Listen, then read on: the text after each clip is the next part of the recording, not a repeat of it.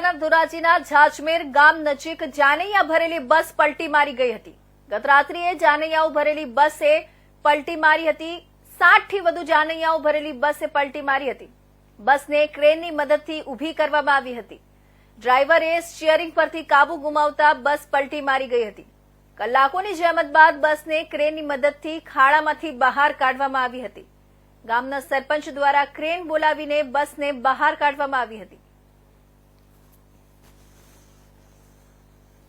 ઘણા સમયથી ઝાજમેરની અંદર માલધારી સમાજની જે ચોરીના બનાવ બને છે પશુઓના, જેથી માલધારી સમાજ રાતે જાગતો હોય તો અચાનક અવાજ આવતા માલધારી સમાજ અહીંયા દોડીને આવેલો તો જોવામાં આવ્યું કે આ બસ પલટી ખાયેલી હતી અને બસમાં જાનૈયા ભરેલી હતી।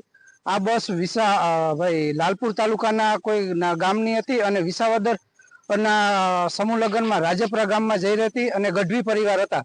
આ બસ મહિલાઓની ભરેલી હતી તેમજ નાના નાના બાળકોની ભરેલી હતી, જેથી તાત્કાલિક મને જાણ કરતા હું પણ રાત્રે 2 વાગે તાત્કાલિક ઘટના સ્થળ ઉપર આવી તમામ બૈરાઓ તેમજ બાળકોને બહાર કાઢી અને નજીકના હોસ્પિટલમાં દાખલ કરવામાં આવ્યા। તેમજ જાણવા મળેલ છે કે 2-3 બૈરાઓને વધારે ગંભીર ઈજા હોવાથી તેમને જુનાગઢ રિફર કરવામાં આવેલા છે, બાકી બધાને રજા આપેલી।